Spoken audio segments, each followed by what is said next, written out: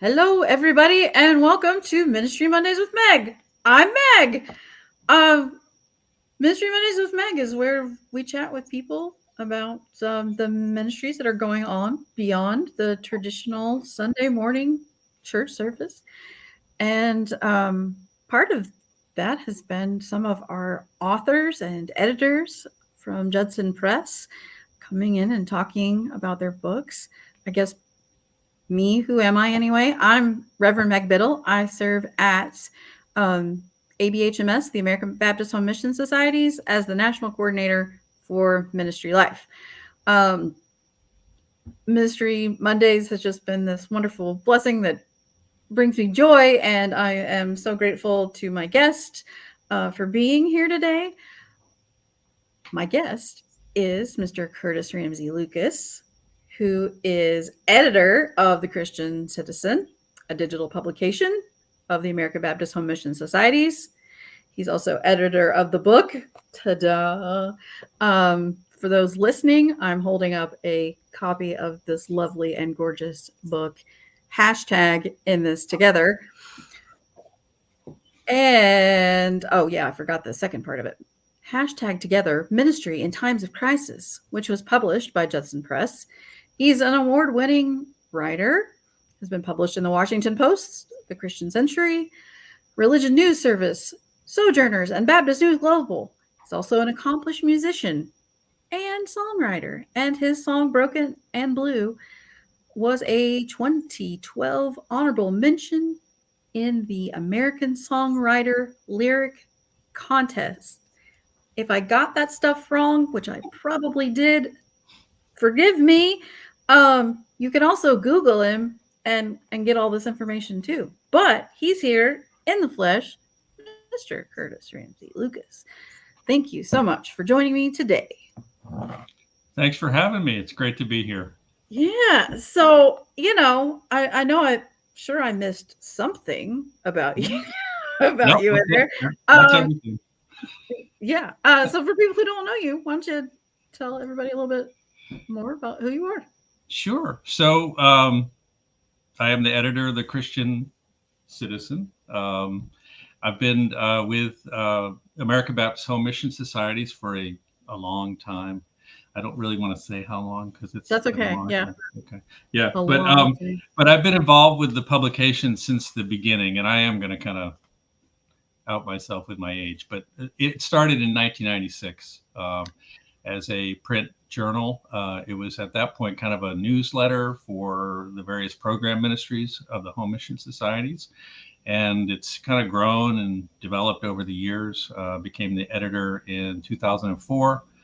And then in 2017, we really began with an online publication in earnest. I think, before that we were publishing PDFs of the magazine online, but so it is now a online publication, digital first. That's where we publish everything initially, and we publish a lot more online than we do in print. We still publish 2 print issues every year, but online we average about 150 articles a year, and all that goes with that: social media, Facebook, Instagram, Twitter.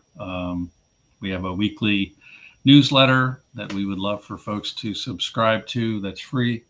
That features links to everything we're publishing currently, as well as articles of interest from other publications. And so that's kind of what I do with the Home Mission Society. Is really writing and editing that publication. If they wanted to sign up, do they just go to the Christian Citizen site? Is Yeah, that where pretty they much sign up? everything you need is there. There's a newsletter tab. You can go and just add your email, and we'll put you right on the list. There's also a member support program for the publication called Christian Citizen Ambassadors, and that's really an opportunity for our readers to expand the reach and impact of the publication by making a financial contribution. And those who do that receive, of course, the e-newsletter and the print publication, and a copy of In This Together, Ministry in Times of Oh, Crisis. So, right. yeah. All right. Um, so you write, you music, right? I Sure. mean, y- yeah. How do you find time for all of the stuff that All of this you do? stuff. Yeah. It's a challenge, you know.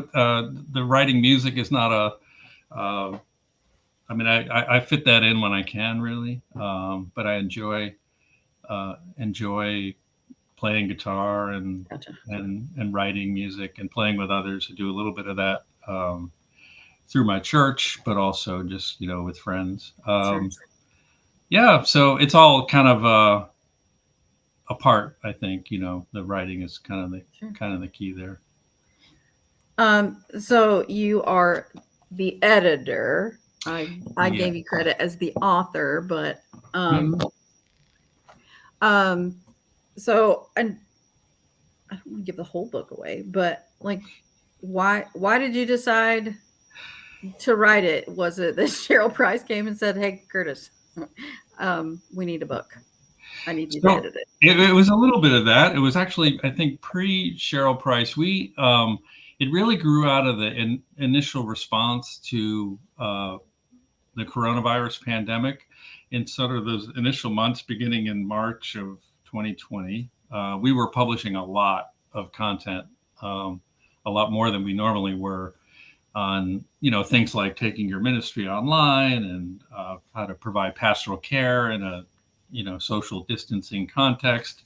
So we were just publishing a lot of that, and as the kind of pandemic unfolded, our writers were starting to address sort of the deeper issues that were being raised by the pandemic, some of uh, the inequities that we see in our society, whether it's with respect to healthcare or access to healthcare and economic opportunity, and the disparate impact of the pandemic on African Americans, on the poor, marginalized. And so we were starting to address some of those things in the publication as well.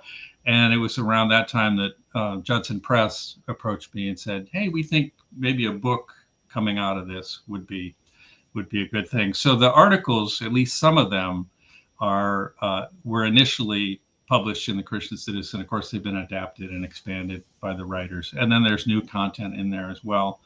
And as we were in the process of sort of pulling all that together, that summer, of course, we had the death of George Floyd and social unrest and racial reckoning that came from that.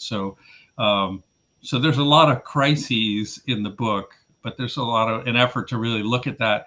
And so as I'm talking about it now, it sounds like, well, maybe it's kind of an artifact, and I don't really want to read it because it's just sort of tied to all that. But I think it's really wrestling with questions that we were wrestling with at the time about, who are we as people of faith? Who or where is God in all of this?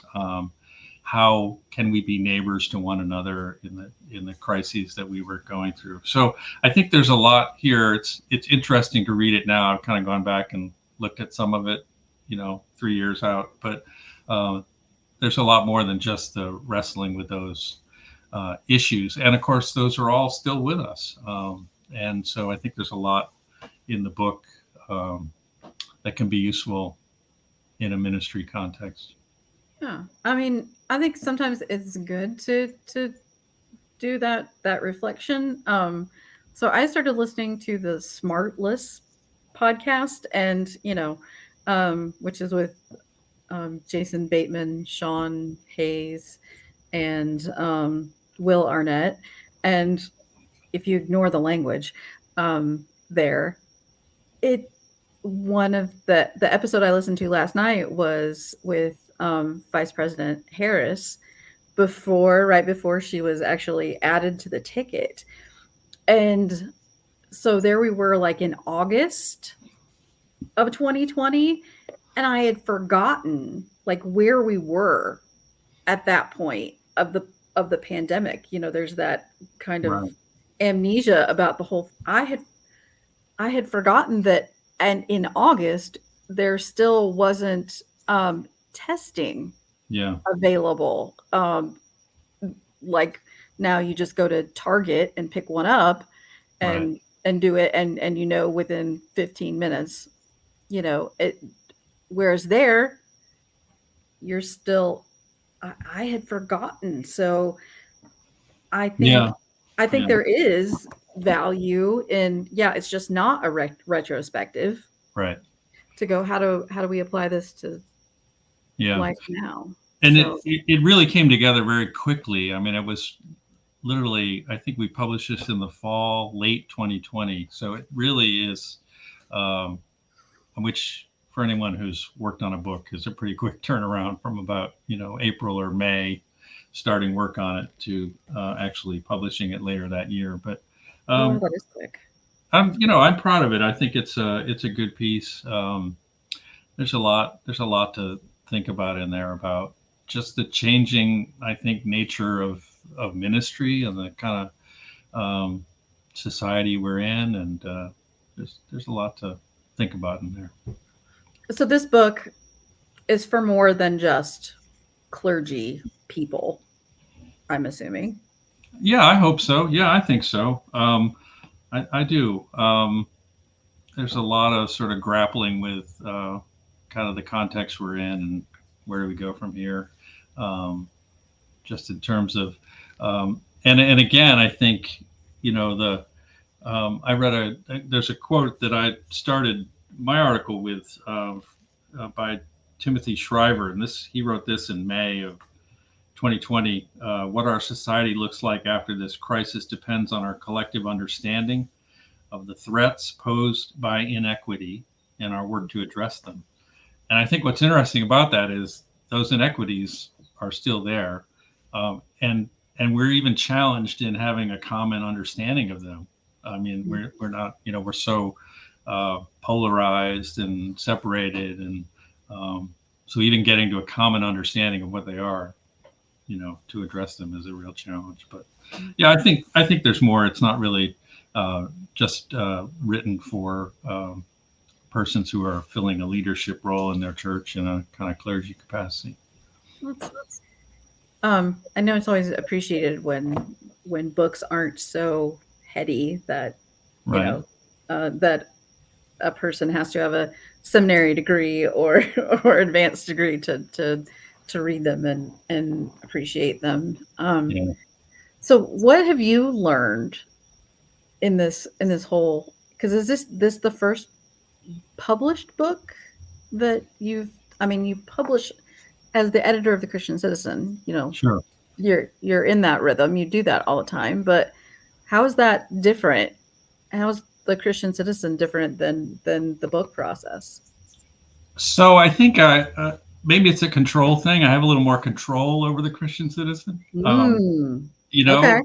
This book. I mean, I really worked with the writers. I mean, we've been through one round of editing, of course, with what had already been published, but then we're adapting it, so we've got to go through that again, and you get it all to a point where you think, wow, this is in great shape, and you send it off to the editor at Judson Press, and then it comes back with 800 Oh questions. my gosh! Wow. I don't know. That's probably an exaggeration, but there was a But lot it of red. feels like that, There was right? a lot of we need to change this and maybe that and add some of this. And I was like, because I thought I was done with it. And So you're like, oh, it's terrible. exactly, what are we even going to put this thing out? It's a mess. No, but we worked through all that, and but it's an arduous process. I mean, and to be honest, I think I'm always a little suspect when people say, I love writing. They're like, oh, I have a blog. I love writing. And I'm like, really? Do you? Because I find it to be sometimes painful, difficult. It's not always an easy process. And for me, writing is really a process of editing and editing and reworking and rework. How do you get to the point where, you're using the simplest words you can and the most clear and concise phrasing, that takes some effort. It's not just putting words on a page. So I go through that with the articles we publish. Certainly, Judson does their due diligence with the books they publish. But so that was just a different process, for me. And with publishing articles, it's a lot quicker, kind of turnaround. you do the editing, it goes out. But that was a shock, sending it off and then, wow, there's a lot of work still to be done on this. Well, I guess the difference is that, or the huge difference is the role. Like Yeah, you're saying, the control. You're the one saying to in the Christian Citizen, going, no, right. red pen, red pen, red pen. Whereas in this case, Judson Press is sending it back to you, and you're going, Yeah, it's bleeding. yeah, Somebody help exactly, it. Oh my exactly, word. Kind of exactly. thing. It must be a little bit like, my baby. I mean, if I, I'm thinking about seminary papers. I'm thinking Oh about, yeah, you yeah, know, yeah. And I get that, the whole, are you a little suspect of people who are like, yeah, I love writing. yeah. You know, Mm, I read a quote, and I won't get it quite right, but Flannery O'Connor made a comment about writing. She said, my teeth ache and my hair falls out, and it's not a pleasant thing to write. And of course, she was a brilliant writer.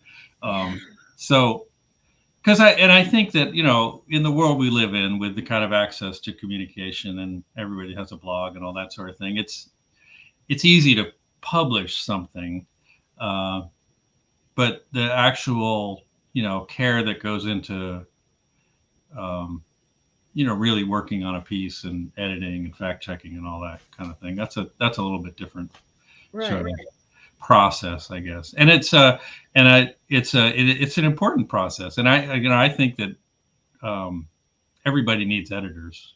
I think when I started writing, it was kind of like, oh wait, I don't want to make that change, but I think that's a healthy kind of dialogue in publishing to get to a point where it really is, a quality piece. Sometimes I think we need editors in our personal, in our Absolutely. personal. Yeah, don't say Oh that. yeah, absolutely. That would It's be like, handy. That would be very handy, wouldn't it? Just what? stop. Just stop. I know what you're thinking. Don't say it. Right, right.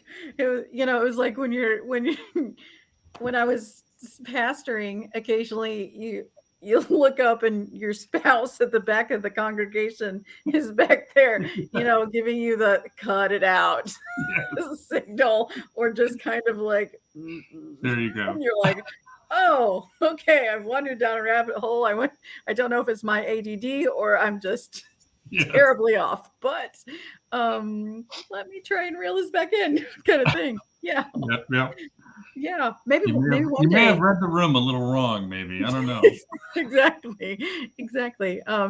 Maybe that'll be a career for someone, a personal editor, to go in front of you in daily life and be like, That no. might be maybe that's the next iteration of like Chat GPT. It'll just be built into us, and it'll Oh, make us right. pause, right? Oh, I'm not sure. I don't want, I I might, don't I want might, that, but it might be coming. I right? mean, No, I mean, I might never say anything again, and some people might go, "Yay!" But also, that's right. yeah. That would be So that would be kind of dull, I think. If we, yeah, I I mean, think it would be kind of dull. yeah. I think that's my biggest issue with the Chat GPT, is the whole loss of the personalization, and I Oh yeah. mean, you can tell there's not a people behind those Oh those yeah. words, Absolutely. you know. Absolutely. And it can be absolutely wrong. I mean, I actually tried it out. I was working on a book review that I'm writing. And so I just put it in there and it just came up with like, it must have been making something up. It had nothing to do with the book that was published. I'm like, this is really off. So, It is, and you can't count on it for references at no. all, because Mm-mm. that is totally. But It- sometimes it is interesting to put it in there and see what it comes up with. just to play around with it, just to see what it comes up with. Yeah, but um, and I get, technology is what it is, and it's great, and it's also scary and all of that. But um, All mixed up. Yeah. yeah, yeah. So if they asked you to do like an addendum, because do you feel like there's more to say, or do you feel like this is pretty done? It's been 3 years. Yeah. Yeah.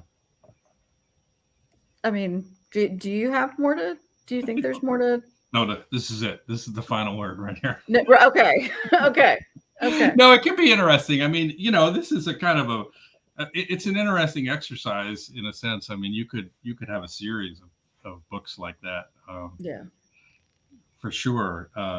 Just different things we're wrestling with. I mean, we're talking about like technology, and we've been covering that a little bit in the Christian Citizen, or I've been asking my writers to think about things, like Chat GPT, what is the impact of that going to be on ministry? How does the way we use technology shape how we are worshiping and, forming community, all that kind of thing. So, I don't know. I'm not offering to do that right now, but I think it does kind of lend itself to these kind of books that are collections of essays, different perspectives, on different issues. I certainly could see the value in something like that, doing something like that.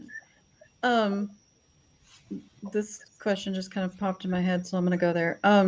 What do what do you think like the biggest loss from the pandemic? I mean, obviously the numerous number of lives that were lost, but what's like one of the biggest losses you see as a result of the pandemic? Well, I think that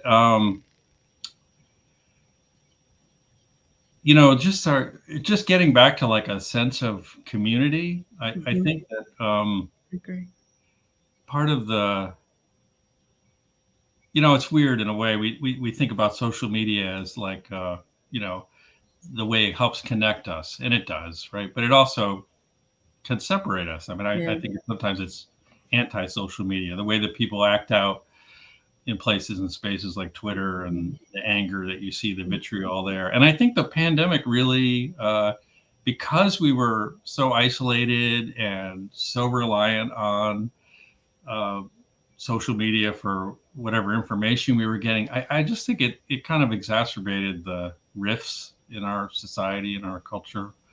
And I don't know that we've kind of gotten back to or have found our way back to community. And even even in local church life, I'm very involved in the communications ministry at my local church, with the production of our live stream on Sunday mornings and that kind of thing. I mean, we've seen a real we have still have a large group of folks online, and we have a bigger reach online than we've ever had, but the number of people in the pews is significantly Mhm. smaller than it was. I don't know if that's really coming back, in terms of uh, what we saw before. So, and it's hard to know what the impact is in terms of like a, online church. People appreciate it certainly, but it's just kind of going out there and you don't really see it. Yeah. So I don't know that. I think that community piece is what concerns me, that people feel really disconnected from one another or kind of in their own bubbles. And I don't know that we're, And hopefully, reading the book, yeah, hashtag in this together yep. gives people that sense of, because I agree. I think that loss of community has really been the biggest um, impact, and exactly what you said with the divisions Yeah. and and everything. Just with my own kids, the things that they missed out on in Oh, sure. school, those Yeah. milestones, those Yeah. junior prom, that kind of thing. Yeah. No, those are huge Yeah, and losses. My yeah, kids went through some of that too. And I think the long-term sort of mental health impact on a lot of folks mhm, is another um, crisis that we're not really fully addressing. But yeah. yeah, I agree. I agree. Um, so I'm just thinking about all the things you do and connecting people to you and things like that. Your writers for the Christian Citizen. Who who are they? Can anybody write for the Christian Citizen? Sure. We're always interested in kind of expanding that pool. Most of the folks that write for us are American Baptists, not all, certainly. We have a lot of pastors who are writing, so it's kind of a side, gig for them, Sure, sure. to write a little bit for us. Yeah. And there's more about writing for the publication on the website as well. And we've got a pool of kind of regular contributors, folks who are writing every month or every other month, and then we have some people who they write just a couple times a year for us. So it's a mix, but I think it's a good balance of folks that kind of Mhm. reflect the diversity of American Baptist life. And again, not limited to that, because we want perspectives from Yeah. outside of American Baptist life as well. And for those that will be attending the biennial, you'll be there I and will be there. signing books, Yep. right? Yep. Um, and Curtis, and then also um, there'll be a couple others that will be joining us. But right before the book signing, we're going to have another chat live there at, I was going to say Space for Grace, but at the biennial. So if people want to join us, they are more than welcome. And then come on over to the Judson Press booth and meet Curtis and have him sign your book. Or if you haven't, purchased the book, you can also go to judsonpress.com to purchase the book. Right. And there are other places online, but they shall not be named in this podcast. Um, um, so I'll come to my favorite question of the whole thing, and that's the joy question, and that's the one where I see that as community. Um, the thing that brings us all together is we all have joy in some way, but what that is for every person is a little different. So thinking about all those things that you do, you're involved in, what brings you joy? So for me, I think being involved in creative things brings me joy, particularly music, writing songs, recording songs, playing with other people, and the kind of chemistry that happens when you do that. Um, I would say the creative process, I do enjoy, writing and rewriting and editing. I enjoy that, although it can be, sometimes hard. So I think so. I think there's a little distinction. It's kind of I enjoy the creative process, but I really enjoy the finished product. When you've written a song and you know it's right and you put it out into the world, or you send the article off to a publication to be published. There's a joy in that moment where that I feel, where you've put something out into the world that's new, that's never been out in the world before. It's shaped by your own experience and all that goes into it, but it's a new thing, and I find a lot of joy in that, and I connect that, theologically when I think about God and creation. God steps back each moment in creation and says, you know, it was good. I have that sort of sense of joy when something is good. When it gets to this point, it's good. Not when you send it out and it comes back with all the this With all needs the yeah, attention, right? I mean, yeah, now it's yeah, really good. yeah, That moment of sort of putting something out into the world that's new and hopefully, touches someone in some way and inspires someone, or yeah, someone finds entertainment in something, yeah, an yeah, escape. That's good too. So yeah. that's what brings me joy. I think that's a great answer, and that's what I love about this. So like you're the episode 41, and none of these answers have been the All of same. them different. Yeah. All of them different. So it's great to see and to hear how people experience joy in their lives, and Absolutely. yeah, yeah. That's great. um well, I thank you so much for your time, for your great work in this together. And I would encourage people, if they're going to be at the biennial, to come on out and say hello, and meet us. We'd love to meet you. Pick up a copy of the book if you haven't already at judsonpress.com. And I just want to say thanks to ABHMS for letting me get on here once a week and ramble, and have great conversations, really, with some incredible, um, creative, and just wonderful people. So I am grateful for that. And like I said, I'm grateful to you and your time. So thank you. And thanks everybody for watching.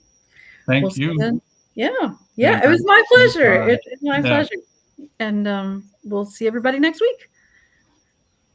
All right.